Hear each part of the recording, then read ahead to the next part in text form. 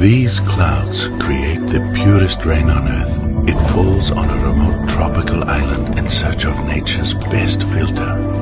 Ancient volcanic rock. It's not just water, it's Fiji water. Welcome to the Healing Broken Families podcast. I'm Barbara Lapointe, your host, and each week I am honored and privileged to host conversations around divorce, parental alienation, and high conflict personalities.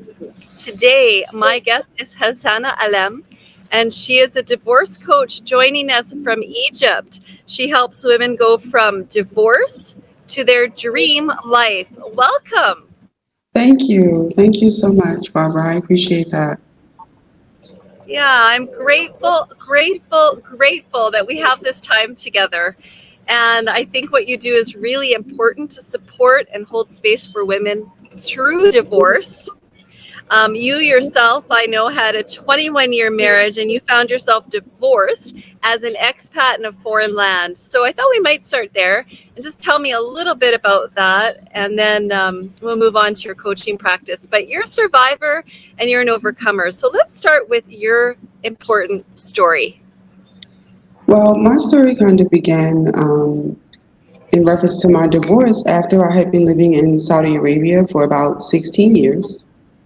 I found myself, I would say, in the marriage at around year 18, just beginning to feel like unhappy and to really recognize the type of situation that I was in and to see enough to know that I really wanted to begin to make my exit plan out of that marriage.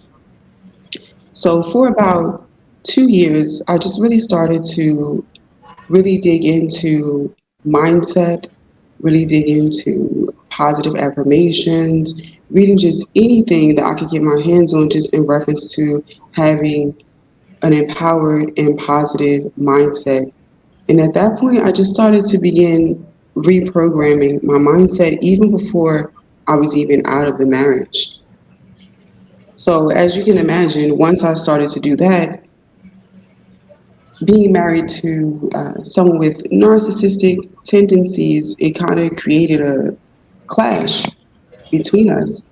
So, for about for about 2 years, he kept trying to coax me back into being the person that I used to be that would allow certain things, and it just was too late. My eyes were opened, and I was transforming, and it just was not possible. So eventually, at one point, he just called for divorce. Um, it was unexpected for me because I was already planning my exit, but I wasn't quite ready at that time, and I thought I would be the one to actually initiate the divorce, which in a way I was, but he was the one that actually did it. So that was really interesting. I found myself trying to just get myself together and decide what I was going to do financially, and I'm in this foreign country.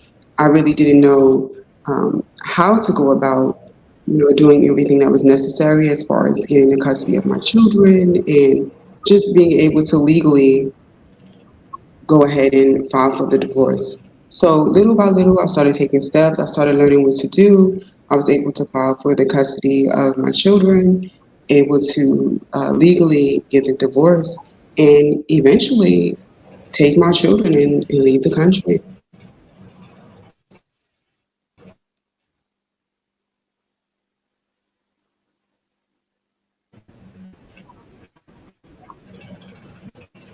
Hasana, that is quite the journey. I mean, that's a lot to deal with. Divorcing a high conflict personality and then divorcing in a foreign country. So I have to say, I'm impressed. Like that's very, very difficult. I can only imagine that there must have been times where you felt incredible overwhelm. And I'm curious about overwhelm and fear. Like, were you afraid? Yes, absolutely, especially in the beginning, because in Saudi Arabia, if you are not from there and you did not come there as the one that's the working party, so let's say you're married and you come there and you're not the one who is hired for the job in that country, you are not allowed to work. You're not allowed to work, and you're not allowed to have basically any forms of income. Even let's say like your own business or you're a caterer or any form of earning any money, if you're not the one who came there to work, you're not allowed. And, it can lead to major problems if you try to work. So, yes, I had so much fear because what am I going to do? Where am I going to go? I'm American, but my family in the States were not in a position to be able to take me in. So here I am in this foreign country. This man is trying to make me leave the house that we're in, and I didn't have anywhere to go, and I definitely wasn't trying to leave my children. So yes, there was quite a large amount of fear and definitely overwhelmed and just a lack of confidence because my future just seemed so uncertain. It just seemed There's so so much uncertain and so uncertainty. overwhelming. Yeah, Absolutely. I'm so glad Absolutely. to hear. I'm so glad to hear that you had an exit plan, because so often in divorce, women do not have exit plans. And I'm one of them. I did not have an exit plan. I just thought everything was going to be okay. So good for you for having an exit plan. And now you're supporting women through divorce, even though you were at one time under supported in your divorce. Yes, yes, I was. I wanted to be able to have support and just for someone to support me and show compassion and empathize with my situation and maybe just give me some ideas of what to do. So I feel it's just so important for women to one, know what it is that they want, know what type of life that they're shooting for, and learn what steps to take to be able to do so and to receive the support and the encouragement that they need to transcend from divorce to living their dream lives. Hmm. That's a beautiful, beautiful journey. And that's a neat thing about coaching. You're a divorce coach and you help women make that shift from being isolated, where they're not seeing a lot of possibility in their future or they're in survival mode, to shifting over to what's really possible, like living a dream life. And one thing I noticed you mentioned when we were talking earlier is how you really believe in the power of mindset to transcend the suffering of divorce. So, talk to us about why it's important for women to have a positive mindset during divorce, or It's so important for women to have a positive mindset during divorce because when you're going through a divorce, there are so many changes, there are so many adjustments, and there are so many situations that you could perceive as being negative.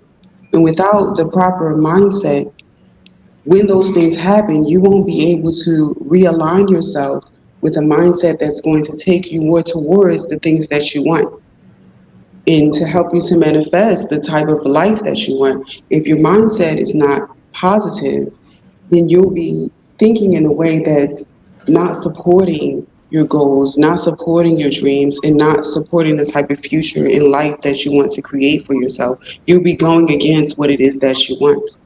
And then when the difficulties and the problems come about, you really won't be in a state where you're able to handle it. You'll be in a disempowered state, which won't allow you to actually transcend and get to the life that you truly want.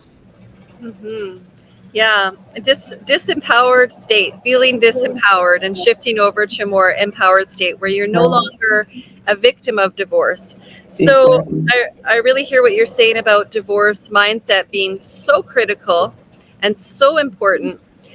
And one thing that resonated with me was that you said that, you could feel negative. And sometimes I think you could feel negative and not even really realize it. But when you're coming up against barrier and another barrier, another challenge, and then you might have an opposing party that is a difficult or high conflict or a narcissist, it can be really negative, and then you can internalize that negativity. So what I want to ask you is, how do you encourage women to shift their mindset from negative to positive to, victim to... The first thing that I normally do with my clients when they're first experiencing, transcending from the thinking of a victim. And what I'm trying to bring them to a state of empowerment is to get them to see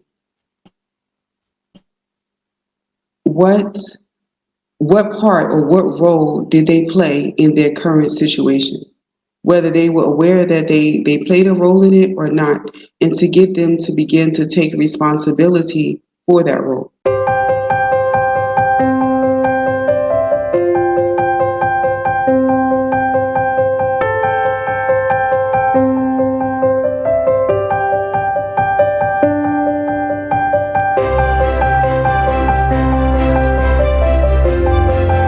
These clouds create the purest rain on earth. It falls on a remote tropical island in search of nature's best filter, ancient volcanic rock. It's not just water, it's Fiji water.